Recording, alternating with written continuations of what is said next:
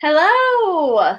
Welcome back. This is Carolyn, and I'm here today with someone that I love so much, Walter. Hi. I'm sure you guys have seen Walter before. He's the funniest guy. And Walter, why don't you just tell us a little brief description of your natal chart, some little bullet point highlights. My natal chart is my solar sun sign is Taurus. We're in Taurus season, everybody. Oh yeah, your birthday's And in 2 days, so yeah, everyone wish Walter a happy birthday. Happy I'm get, birthday, Walter! oh, thank you. I'm getting old as dirt. No. All my planets are pretty much intercepted houses, so I'm a little bit of a mess. Well, other than that's me. Thank you so much, Carolyn, for having me. Yeah, absolutely. So today we're actually going to talk about an interesting topic, planets in astrology. There's basically two groups of planets, the inner planets and the outer planets. So there's also kind of houses that are considered inner self houses and other houses, like relationship houses. And this is kind of like a gray area, but it's a really interesting topic that we can delve into today. And Walter actually came up with this idea. So I'd like to ask you, Walter, which planets would you consider inner planets? Okay, well, obviously the sun, because that thing burns us all today. No, actually, I didn't have any sun, I had rain. But Mercury, Venus, Earth, Mars, and then I would say Jupiter is the last real inner planet. And then I would say Saturn is beginning. Saturn's an HP planet, but I would say Saturn is the beginning of the outer planets. And then obviously Uranus, Neptune, Pluto, and then our wonderful asteroids like Chiron and Lilith and all those other things out there. So I definitely think that those are more outer perspective and more. I don't think that's politically correct for some of the asteroids, but I still think that I consider their effects since it's more like generational, outer. Yeah, all the slower moving planets, really. And a lot of astrologers don't really put a lot of emphasis on the outer planetary movements in just the day-to-day horoscope. But Walter and I were just, before we went live, kind of having an interesting conversation. I think we should just pick up right from there. Walter, why don't you just talk a little bit about how you feel astrologers have looked at the outer planets and whatnot? Well, at first I forgot to say the moon. The Yeah, moon oh has yeah, so the much moon. effect, and it's No. like right above us. But yeah, the moon, the moon is definitely an inner orb too. I think that for outer planets, I think that a lot of is not really spoken about because, excuse me, they're generational. So there's a ton of people. Like for instance, I have, excuse me, Uranus and like Sagittarius, and so there's a ton of us out there, and a ton of Uranus and Neptune because it was I'm at a late degree Sagittarius, and so everybody else is Neptune for like 1,000 years. No, but like I think that there's not a lot of research done because I think a lot of these outer planets were mostly recently discovered. Everything was up to Saturn for a long time, and so Saturn was the end all be all of existence, and so Saturn's always been that mystery kind of planet. And then everyone else got kind of, I feel, shortchanged, and so which is really fascinating because these planets they have actually influences on a lot of signs, like Uranus with Aquarius, Pluto's with Scorpio, and Neptune is with Pisces, and so we have these signs that have these influences, but we don't really talk about the planets as themselves because if you think about the planets and the generational, so we can talk more about to these signs. Are these signs more generational now? So it's Aquarius, even though you're born in like January in Aquarius, but are you really that generational influence as well? So there's so much more to really dive into these outer planets because I think we know a lot about the inner planets. But I don't want to shortchange them either because they have a lot of obvious good effects too. So. Mm-hmm. Oh, exactly. Yeah, they both have their place.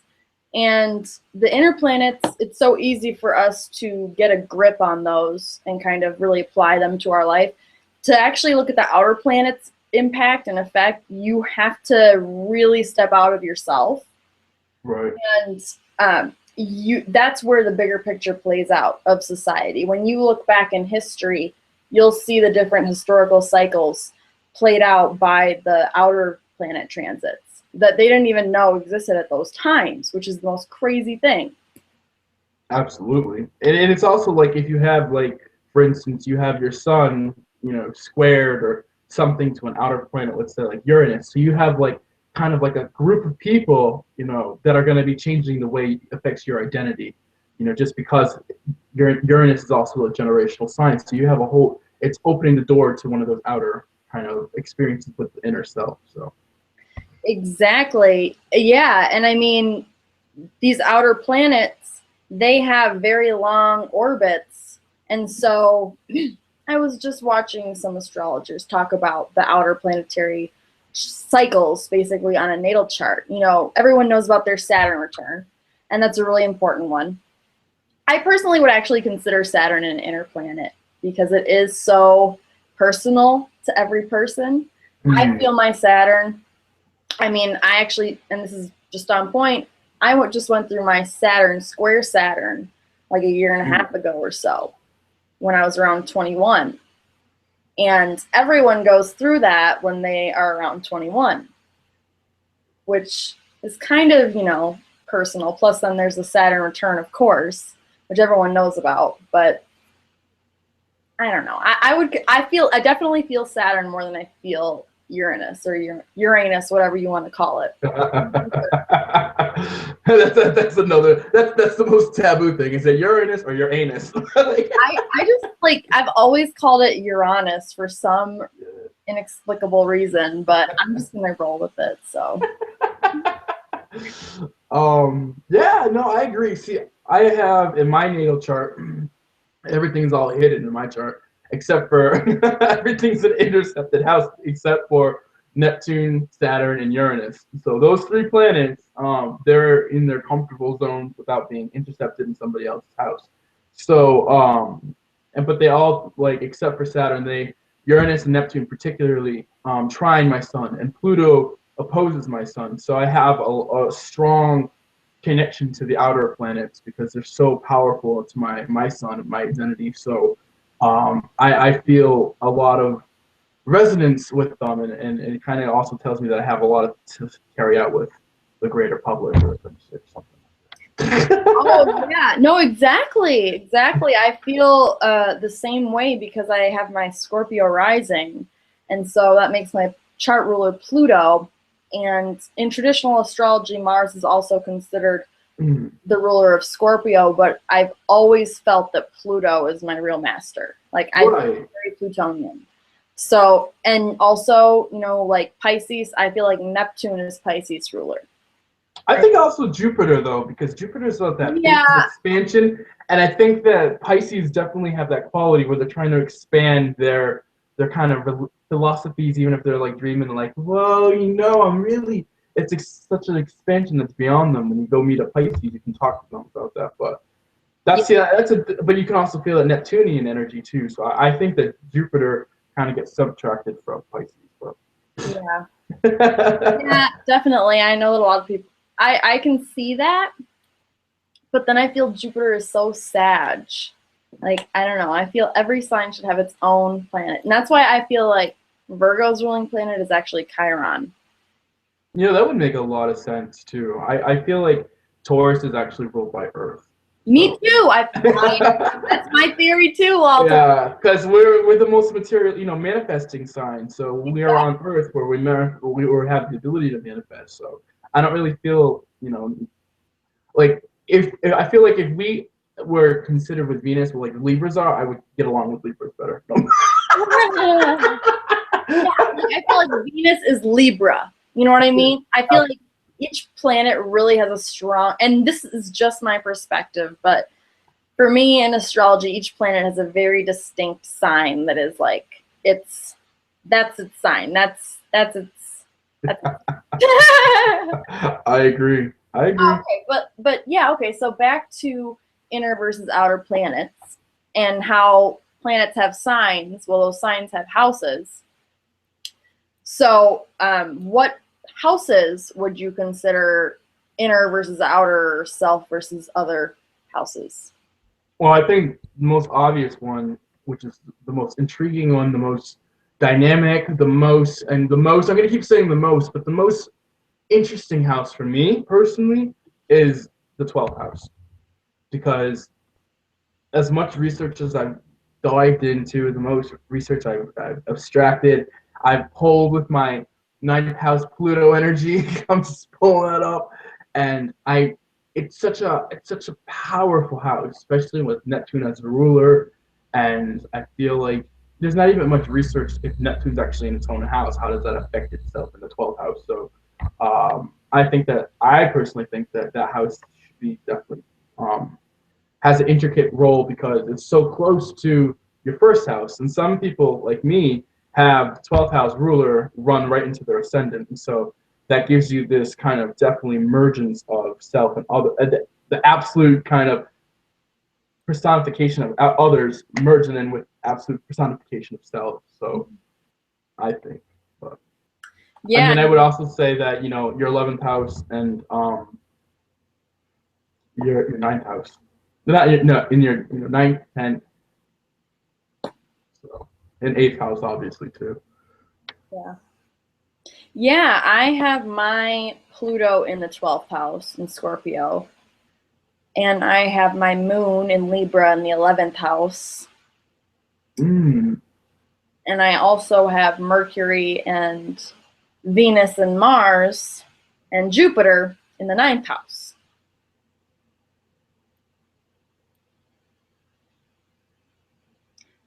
So, I don't know. Yeah, I think those are the houses I throw the ninth house out there because I feel like anything from the 7th house to the 12th house is really other people. Yeah. Even though Jupiter rules the ninth house, I still think of it as more, even though I consider Jupiter more of an inner planet itself, but I consider the ninth house an out. Though, too. Yeah, Jupiter's one of those, like, Jupiter and Saturn are together because you get their effects, but then they're in their own little category, honestly. They're the mid planets. They're like middle-aged or something. They really are kind of. Well, I definitely think that when you have, like, for instance, I believe you said your son was in the sun. Yeah, my son's in the 8th house. Yeah, so like having your son in the 8th house, that means you're really definitely connected to other people. And with that Pluto energy and Scorpio rising energy, you have it's going to be a real transformance, not only of yourself, but other people are going to play a heavy part in transforming your life, and you have an influence in transforming their lives. And so it's like this reciprocal information of what that has to do with other people. Like, kind of like, it's almost like saying that when you contracted your essence of being, that you will have this impact both inner and outer with your identity association with other people. Like, yeah, I don't think you can go hide away in like some forest and just live life, because you would probably be absolutely miserable because you need to be around other people. Yeah, and my Chiron is there too in the 8th house, and also my South Node. Ooh. So I've got my 2nd node in. I love the nodes. They're my favorite. My North Node in the 2nd house in Capricorn, and that's my issue lately, is really taking charge like a Capricorn or whatever. But I read something interesting that basically the outer planets, especially Uranus, Neptune, and Pluto, those are like undisputably the outer planets. Uranus, right. Neptune, Pluto. And Chiron too, but they kind of lay out like the environment that each generation manifests into and lives through, and the lessons. And it is just as cyclical as, the inner planets moving so quickly, but no one has the patience to actually pay attention to those outer planetary transits. Yeah, because they take forever. But they play a key role because their influences are going to be very felt stronger. I felt as equal to as the inner planet, just because their transiting takes, probably more. Like, I don't think I'm going to meet my Pluto opposite, Pluto, in Taurus. I don't think I'm going to live long, but I'd love to see what that effect would be personally.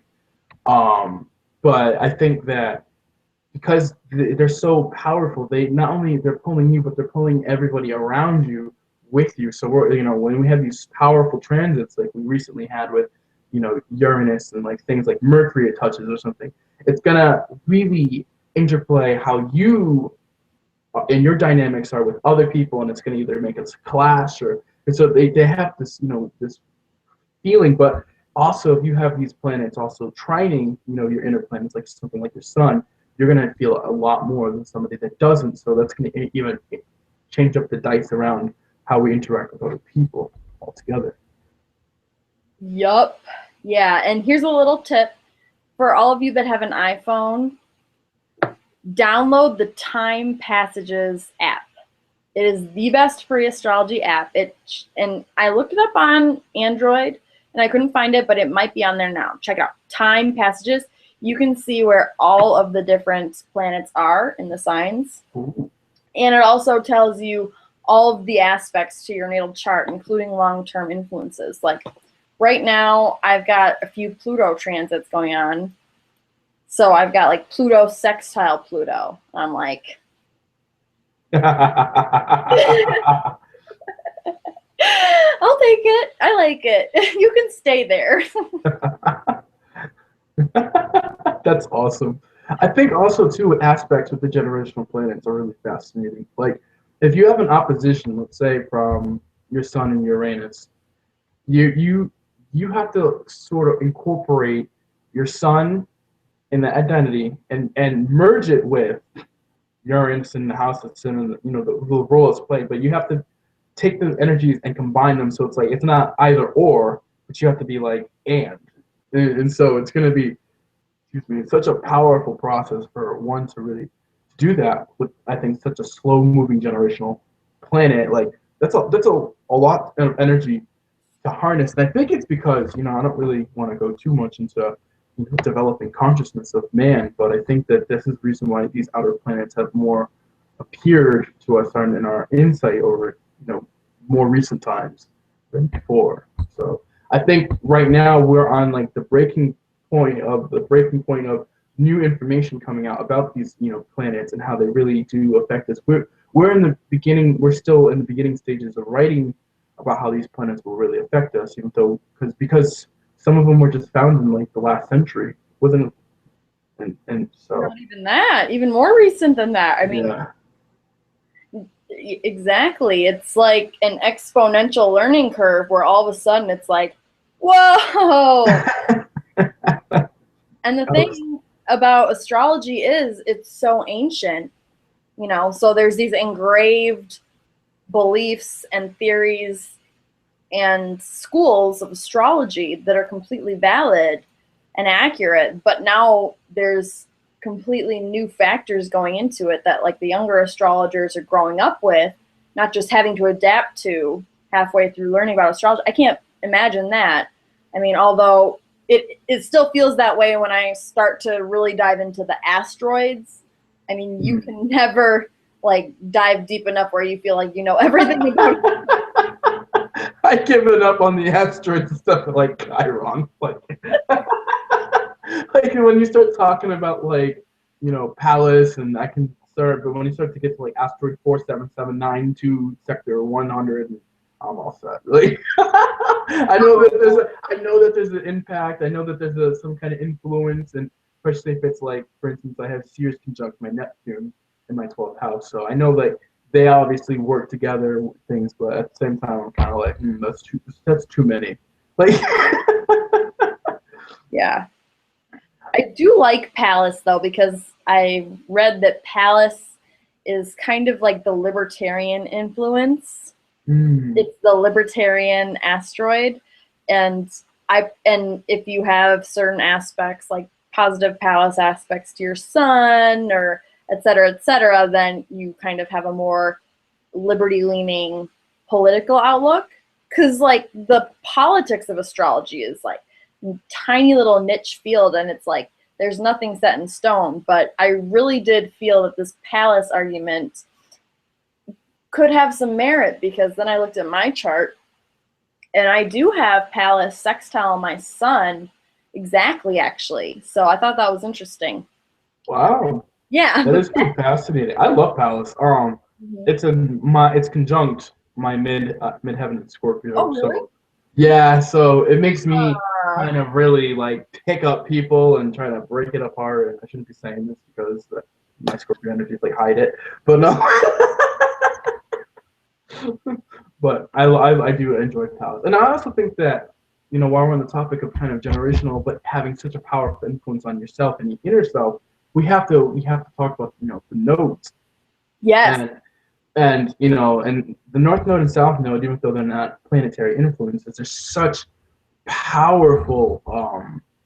I think that they are like this is gonna sound really like bad, but I really believe that they're kind of like the beginning and the end of your personal chart and your astrology. I feel like everything about the North Node and the South Node and all the aspects they bring and everything about that is what creates you. Like it's that energy of here and here. So it's like the beginning of time and the end of time, like working through. And this is a time vortex, and that's all you, and that becomes your chart. And so like your ascendant and all these reasons why, like everything about you is because of your North Node, South Node. Hmm. Yeah. For me, and this is kind of an interesting thing too, where in the natal chart, the intersection of these inner and outer influences. Because the nodes, what would you consider the nodes kind of to be like an outer but very personal? Because they move pretty slowly, don't they? Yeah, they do move. Like, I have North Node and I think it's Aries. And I know a lot of people around my age, I think it's like every 2.5 years. Yeah, The so nodes it's change pretty time. slow. It's right in that Jupiter Saturn Right. limbo. But what's interesting is that a lot of times is that, like you know about this, Carolyn, is that the eclipses pretty much are determined while you're in a womb before you even pop out with the North Node and South Node that you have. So like I think I had an eclipse in like Libra before I was born, and so you can see these influences kind of really shaping of the destination I think that we all have decided to come to. Mm-hmm. Yeah. Yeah, I mean, the patterns in my chart are crazy. I've basically got a huge Cancer Capricorn influence. Like, I've got my North Node in Capricorn. What My degree? my North Node is at like I want to say 18 Capricorn, Ooh. and my South Node 18 Cancer. My Sun 25 Cancer. My solar eclipse was in Cancer, my prenatal solar eclipse, but I'm not sure what degree. You're 25 degrees Cancer? Yes. Ah, you're on my descendant. Am I? Yeah. God. That's literally where my sun is. So Yep. That's awesome. here we are. I knew I always loved you. Like, like I always like she's so awesome. Yeah, I have a couple coworkers too that are on my descendant. They don't know that and I'm just like, yes, job security. No. Aw. I love 25-degree cancers. July 18th. Coming up. Yeah, I'm gonna be 24. Oh, you're so old, Carolyn. I keep thinking I already am 24. Like when people ask me how old I am, I'm like, I'm 23.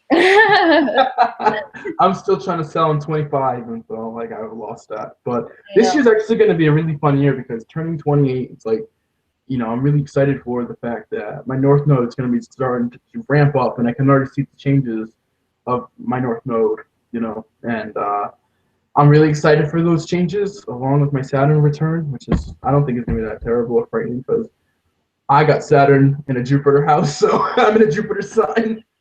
Oh, really? Yeah, so my Saturn is in Sagittarius in the 11th house, so I'm not fretting this whole thing, like, because my Jupiter is a jolly Jupiter. I'm at my, yeah, and so is my Saturn. So, yeah, I'm really pretty confident about my Saturn return. Now, once that Saturn goes into Capricorn, that's a different story because it's going to be a long ride from my 12th house all the way into. Actually, Capricorn starts in my chart at the very end of my 11th house. So it's going to be from my 11th house all the way down to my first house. So I'm not kind of feeling that transit. Well, Walter, if you can survive Pluto, Saturn is gonna be a breeze. That's true. Pluto was a It was interesting when Saturn was conjunct my natal Pluto a while ago in my ninth house, and let me tell you that was like a ravishing effect because especially because I have Pluto in the ninth house, like the house of your faith and your religion and beliefs. Like in Pluto's, they're naturally destroying that stuff up naturally. Like Saturn's like you didn't destroy it enough. We'll push a little bit more. Well, Especially because it was in Scorpio, which is so transform. that was a very transforming process. But I think that's another thing is that because of these outer planets, they have such a powerful influence once they, decide to really, especially if you have like an outer planet in such an inner house, something like Yeah, something that's what I really wanted to talk associated. about. Was like Yeah, someone that has their sun, like their inner planets conjunct outer planets in their birth chart. That that to me shows someone that is very tuned in and connected with like the collective consciousness. yeah, And depending on like their level of awareness, they either might think they're crazy or they might totally realize exactly like where they're getting all this from. They're so tuned into society and where humanity is at. That's what I feel the outer planets, especially Uranus, Neptune, and Pluto, those are like whipping your whipping your humanity into shape by teaching us those hard lessons and put like basically, I mean, if we're doing stupid shit's gonna happen to us. I mean, the planets, they you don't want to feel their wrath, but it happens every so often because of the cycles. And it's like crazy right. how humanity doesn't freaking learn. Well, some of humanity does, and those people Yes. advance and then they decide to come back for more fun times here. It's like life is constantly like a Six Flags. Like Yeah. you go on a roller coaster, you get your food, you realize it's not healthy, and you just can't leave because you spent so much damn money here. And then when you finally realize how to leave the park, you come back because you want to get other people out of the park. And they're like addicted to the ride. So Yeah. Yep. I mean, I feel like and also I feel the outer planets are even more powerful when they go retrograde. Whereas like a Mercury retrograde, everyone dreads it. Mercury is one of our very most sacred inner planets that you can really feel on a day-to-day basis. right. And so when it goes retrograde, everyone goes haywire. And I mean, that's your own issue. Like you have to rise above Mercury retrograde, and then you'll be fine. Some shit will happen, but get over it. I agree because I think that when I start to hear things like Neptune going direct, I'm kind of like no, like I don't want Neptune going direct because my natural state of Neptune is retrograde. So I have learned to move and sway my essence of being with all my outer planets being in retrograde. So with me, it becomes natural Saturn, Uranus, Neptune. I love when they're all retrograde, especially Saturn. I love when Saturn's Me retrograde. too. I'm loving the Saturn retrograde. Yeah. My natal Saturn is retrograde too. Yeah. Yeah. So you get that good feeling when Saturn's retrograde. That's when I feel like I can breathe. I'm down to business. It helps me take charge. Yeah. And like that's what I need to do. That is what I like. I basically have a damaged second house. Like my eighth house is so full and like so full of past life shit and whatnot. Like I know the eighth house. I love the eighth house so much. But the 12th or the second house, it's the hard thing to do. Like it's hard to get up and go to work and be responsible every day, but that's what I really do value. So it's just crazy because I do have that like inner past subconscious thing where I want to be able to just rely on someone else because of my son in the eighth house, other people. Right? Yeah. See, I have my South Node hidden away in Libra, and I say hidden away because the 8th house. And Oh. so I feel like I definitely know how to play the game of the 8th. Like, when you want to just merge with somebody and, like, please, I need this, like, oh, and then I get this, like, feeling like, wait a minute, like, but then it's like, it's so hard to get money, like, make money. And I have all these damn signs that are, like, conjunct each other in the 2nd house. And it's like, why ain't you working? I do too. I've got I've got Neptune and Uranus and my North Node in Capricorn in the 2nd. See, that's very powerful because it's like you have all these other people, outer influences, trying to develop a house that is all about you and your materialism, like you and your self worth and stuff. So a lot of that's going to be impacted by you know people from across all these different levels because of these planets having such a powerful influence not on you, but they're also going to bring people, like tons of people with them, and they have that influence on you too. That's how I look at the outer planets. I look at the planets as like, so for instance, I have my sun is my identity, and so like Venus, I'm gonna have that relationship with myself, but then I can maybe develop it into somebody else eventually. But when you start to see outer planets like Uranus, like I'm gonna have brilliant ideas, especially because mine's in the 11th house with groups of people. So Mm-hmm. when I work with groups of people in the collective, that's when I'm gonna really tap into my own kind of Uranus. Because I feel like the way I look at astrology is that all these planets represent you. And so the house placements, everything about them is your energy. And they're just depicting what you have, how you have divided your own energy. So, the planets are really good archetypes for you because they give you like that kind of comfort of Uranus is like this, and he was the god of this, and da da da da da.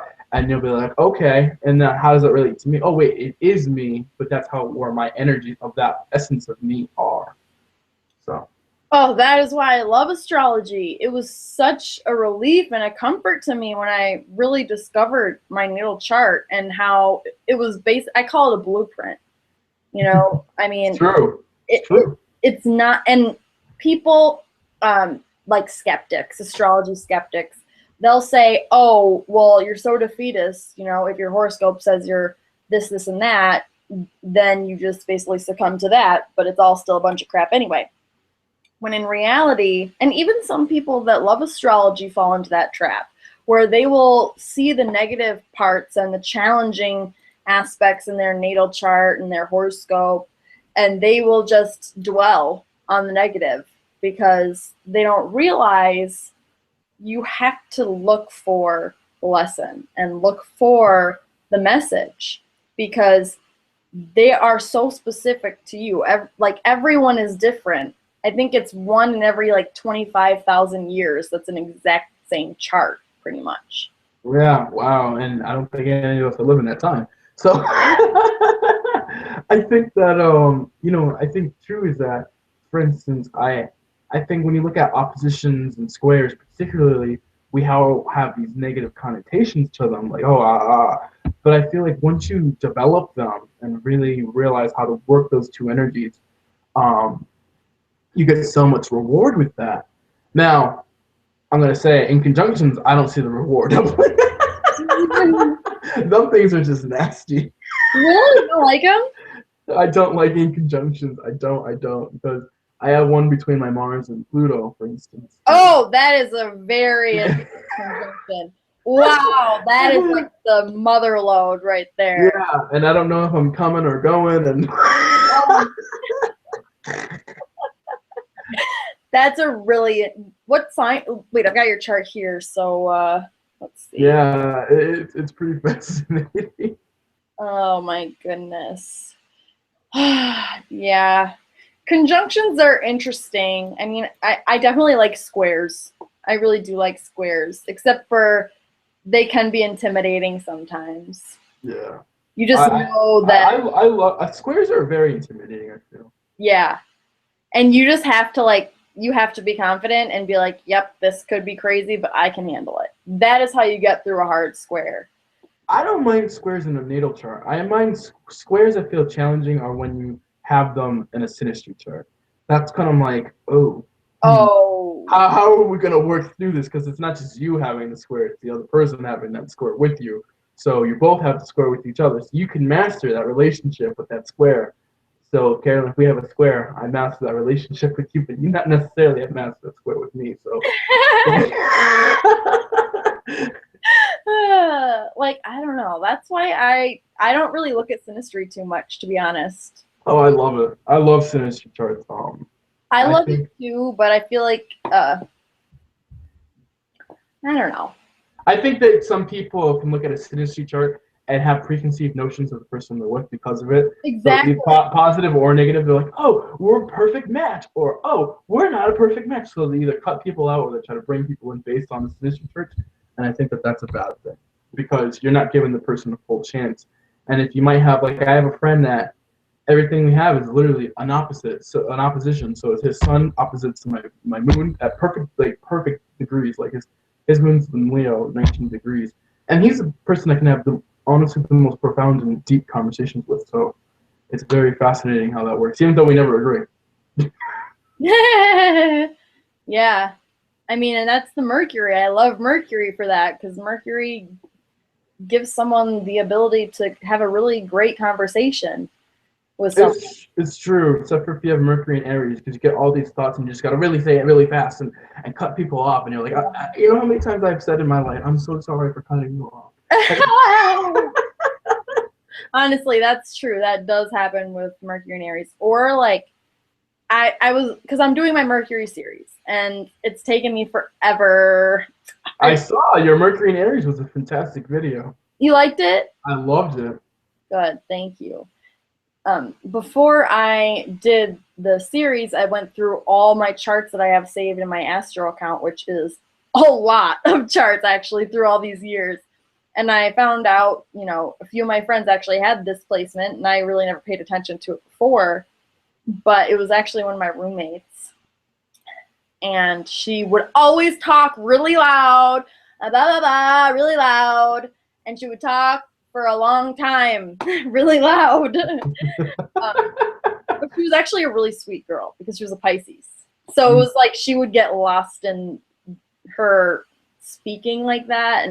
But she was actually a really sweet girl. But anyway, Mercury is such like an inner planet. It's a great example of inner. And then the outer manifestation of Mercury, they say, is Uranus. You can definitely see that air energy between both of them. Mm. But I feel Uranus is so electric. It's like electricity. Woogie, woogie, woogie. No. Sorry, I had to. Yeah, no, I agree. I think that, you know, Uranus has that very powerful instant kind of like ideas. So those, like, especially when you have like an aspect to your inner. Now, I think a moon conjunct Uranus person, I'm not trying to say that's a bad if they have it, but I think that would be a very challenging placement because is hell. Yeah, you'll be like, I really feel change. I really feel change. Like,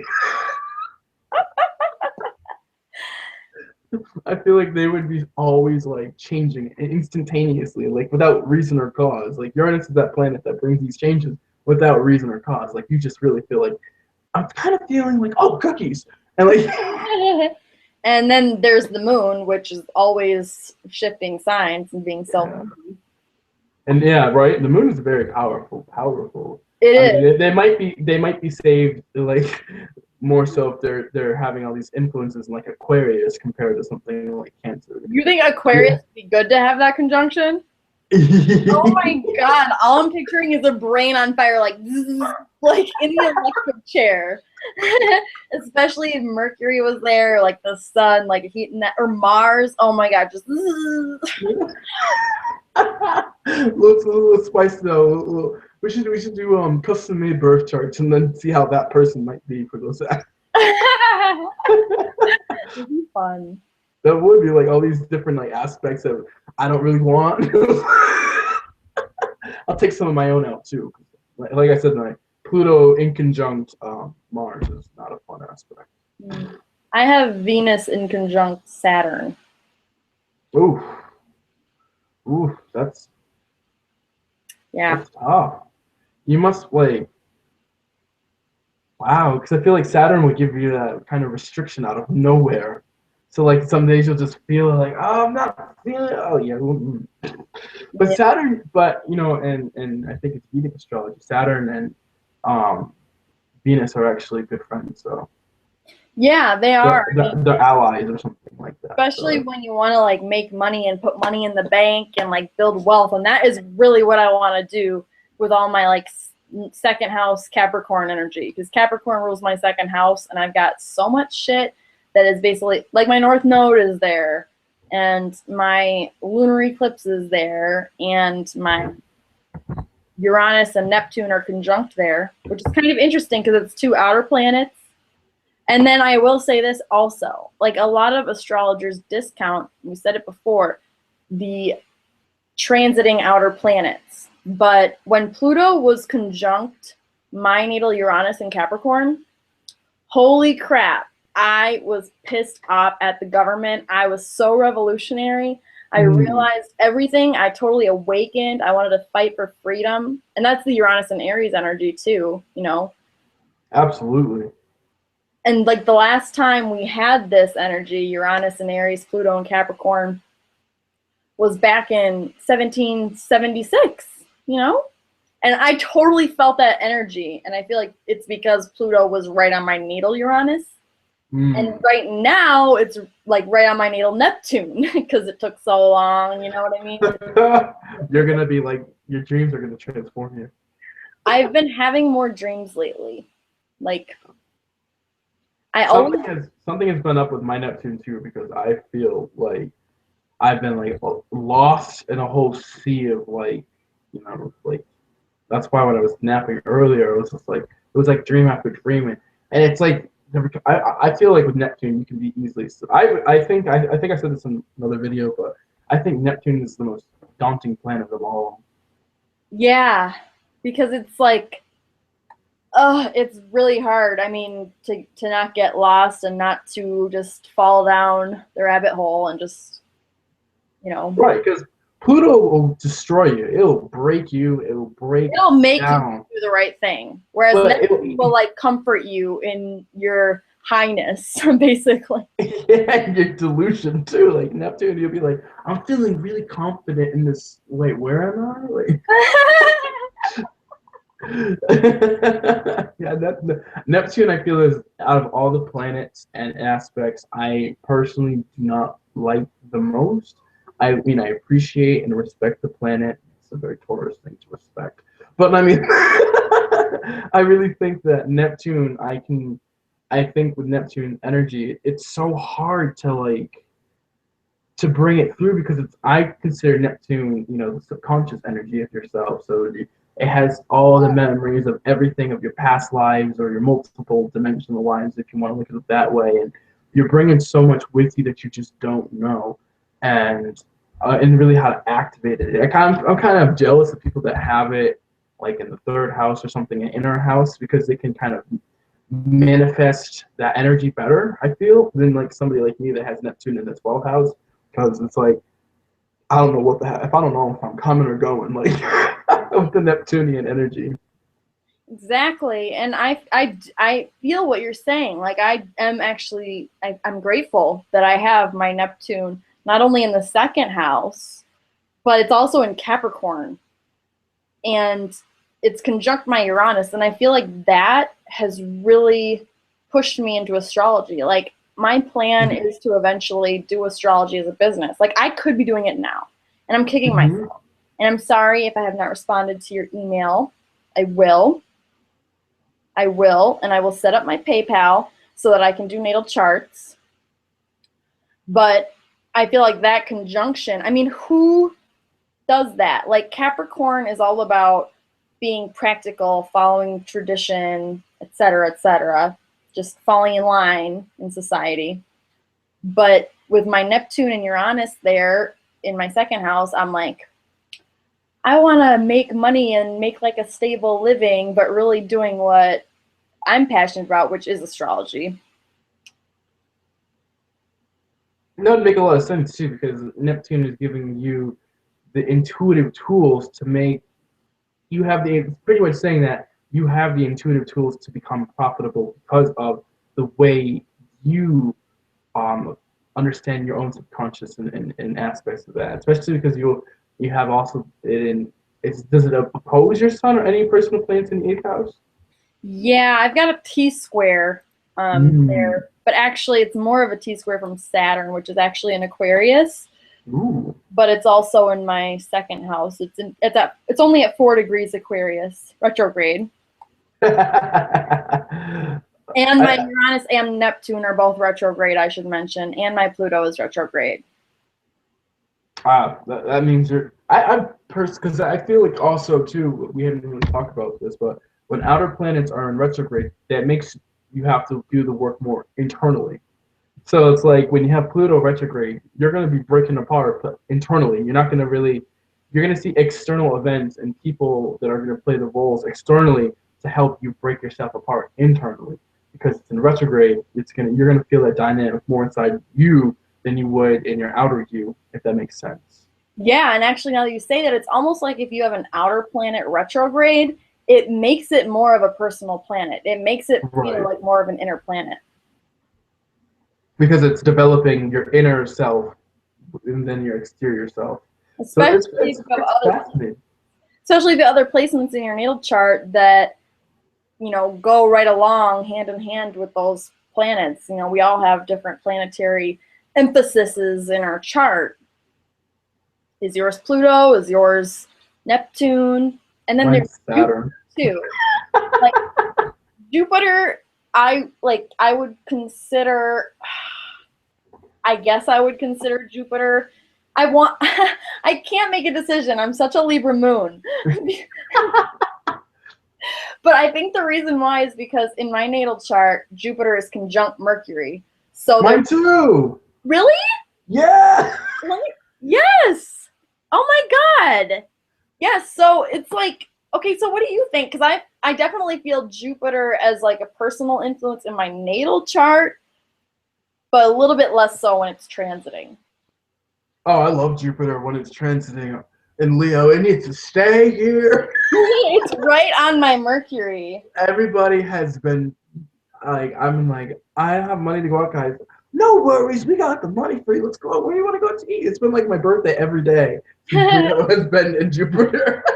Yes. Jupiter's been in Leo. Like, I absolutely love it because it's in my seventh house too. So people are really being really. And it's, granted, that house is intercepted, so I mean, I don't really know too much. Like, I think it's interesting to see transits inside intercepted houses because I feel like intercepted houses are just like kind of like you're merging all these parties in one house, and it's like sometimes it gets too much. But anyways, yeah, I think that I love that stuff. But Mercury and Jupiter together, I think it's like you get this like rush of information, and I feel like I'm like endlessly trying to like eat it all. Like Exactly. Mine's in the ninth house. So, whew. right.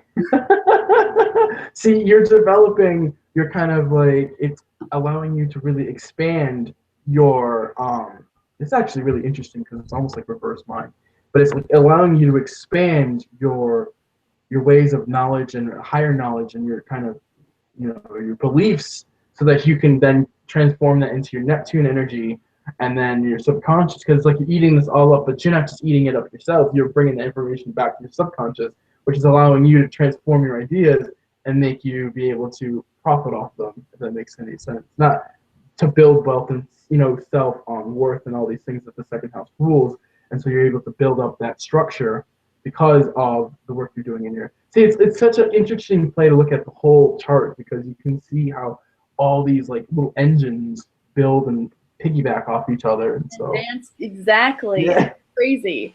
And then it mixes with the transits, and it's like exactly the lessons you need to be learning, and you can feel it. It's just like the accuracy is just crazy. That's the whole reason yeah. why I'm so into it. I'm sure it's the whole reason why you're so into it, Walter. We didn't just dive into astrology and just learn all about it just because we thought it might be true. Like, Right. And there's and that's the thing. Like there's a lot of skeptics, typically the ones that believe that Aquarius is a water sign. But I mean, Just to throw that out there, and but typically there, there are some skeptics. I say that, I love to talk about astrology, and I know a lot of fantastic astrologers that really have their own kind of way of looking at things. People are like, oh well, I don't really understand how my son first off, they don't look at the whole chart. They're basing everything off of like, oh, I'm a Cancer, or I'm a Taurus, or I'm a Virgo, so they automatically think that that's their all-encompassing self. So they don't really want to look beyond that, and so but they're ready to like bash it. Exactly, which shows their level of thinking and their level of critical thinking and researching abilities. Because if someone tells me something that I find intriguing but might be bullshit, I'll Google it and I'll do a little research. You don't just assume you know everything. You have to like back it up. Even if you think you know a little factoid or whatever, I always double check and Google myself before I post it because you just want to be accurate. But you're not a Cancer, Carolyn. You're a Gemini. Oh yeah. Oh yeah, that's right. I'm a Gemini. Oh my God, no! I have no I have no planets in Gemini in my chart, and it's intercepted, actually, in my 7th house. So there's that, which I find it interesting that you keep mentioning intercepted houses because I don't really know that much about them. Oh, intercepted houses are crazy. Like I realize, like the more I've been diving into that, that's kind of been my latest study. And I realized that my whole damn chart, like my key planets, my moon, my sun, my personal essence planets of me are all in intercepted houses, and it kind of makes sense. Like for instance, I have Capricorn. Like I said, starting at the very end of my 11th, going all the way to my 1st house. And so Neptune energy is like transiting through all that. So it's like it's transport. It's like I'm very connected to my kind of way of how it's like my inner my kind of my rigid structure and the things that I believe in my subconscious, it's my 12th house, are also affecting how people perceive me and how I am like seen as. So I might be seen as rigid and structured, and a lot of people think very hardworking, which is not true. It's not terribly, but they don't really see my weird side. Like I'm a weird and eccentric and wackadoodle, and I'm like, what? His cookies over here, like. Oh come on, your moon is still in the 1st house, though. We see it. Yeah, I love my moon there too, and like, trust me, I get moody as hell. But it's like that bridge between the Capricorn kind of structure and the Aquarius kind of insaneness, kind of like that in a good way. But it's hard because people don't really see. They have to like break through a lot of barriers to see how wackadoodle I am. And that's the same thing with my sun. Like I think the hardest interception I have right now is Pisces leading the charge for my 2nd house. And so I have a lot of planets conjunct in my 2nd house in Aries, but Pisces is the ruler with Venus at the very end of it. And Venus is like, well, we got money and we spend it, I think, and I don't really know. And Aries is like, let's go, like we gotta make some money, we're taking charge, we're going here. And Pisces is like, that's really fun. Wait a minute, you just hurt my feelings over there. And Aries is like, just like, shut up, we gotta keep moving. And these are like the battles I have with myself when it comes to making my own money and efficacy, because I'm really developing that Aries energy too. Because as soon as let's say I hit a roadblock in something, my Virgo energy is like, no, we gotta keep working. But my Libra energy is like, I've worked so hard, it's not going anywhere. Let's find somebody to help me. So tell me about it, because Libra moon, Virgo midheaven, Virgo Mars and Venus in the 9th house, but my 9th house cusp is Leo, and I've got Jupiter and Mercury in Leo, and Mars and Venus in Virgo in the 9th house. So I have those funky combinations too. Because I think it's because we both have late degree ascendants. Like I have a 29 degree Scorpio rising, and you have a what? 27, 28. Yeah, 27, 28 Capricorn rising. Just, So that kind of messes up the house systems because our yeah. like So starts. you can also see how like your 12th house energy kind of like it's like such a flowing essence of your you too, because it's like your first house is really tapping into your 12th house, you know, dump zone. And Yeah, I mean, I've got Pluto there, so it's like yeah. my like subconscious is always just taking a fucking See, jackhammer to it and just that's fascinating. See, I wonder, you know, about intercepted houses, you know, as I'm developing this, I'm like, I'm kind of looking at things and I'm like, I wonder if this is like a redo life. You know what I mean? Like a repeat, redo, kind of like I've existed before some other place, and this life I'm kind of like really hammering it to myself that I have to change my ways. And because my houses are intercepted, these are how I naturally am, like, or naturally are. Like, you know, Pisces in my second house, so I'm normally like delusional about money. And it's like my all of my energies and Aries, and it's trying to like beat the hell out of back over to like another house and like really make Aries stable form of the house. If that makes any sense, it's like it you does make sense. kind of have to merge the houses, but eventually like Aries wants to rule the house.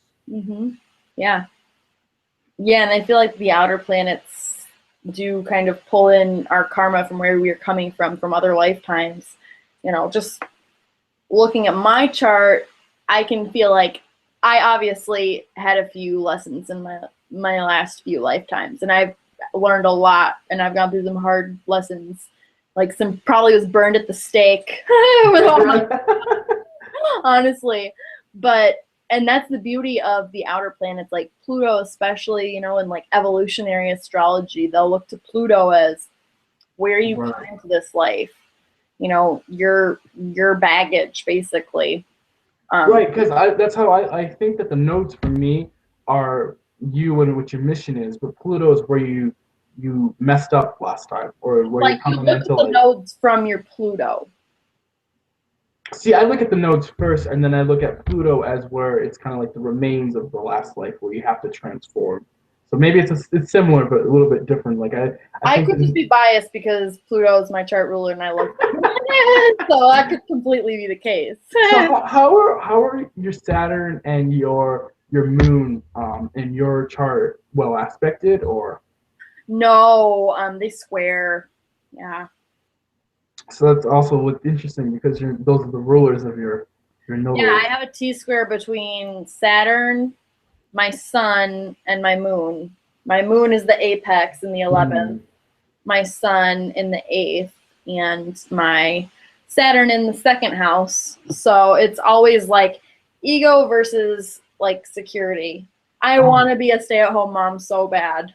That is what would be so easy for me to do. And I want to do that. Like I long for that. But I know that I have to frickin' like be about my business and like prove to myself that I can support myself and build my own second house, take care of myself without relying. I think you can do both.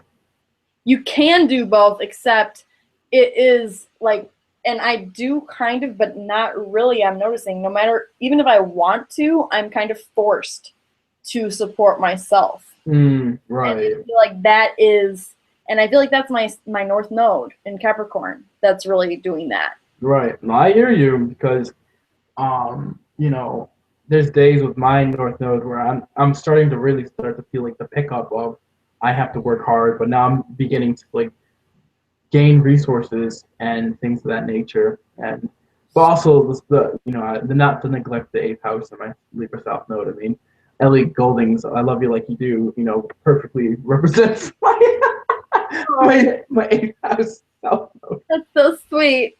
Oh, Aw.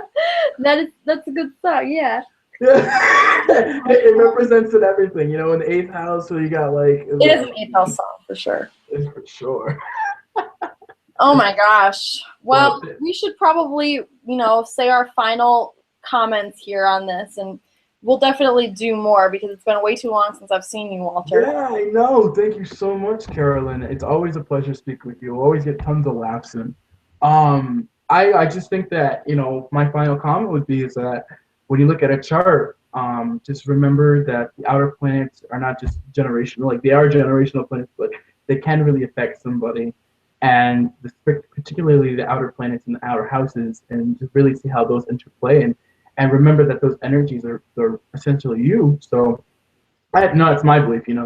I think that my biggest thing with astrology is now that we have this, we're going into the age of Aquarius, it's time that we kind of do rewrite the book, not throw everything out, but we're able to, lay down a foundation for our different, different ideals and knowledges. And so I think we're in a new turning point of groundbreaking for the future. So I'm very excited about that.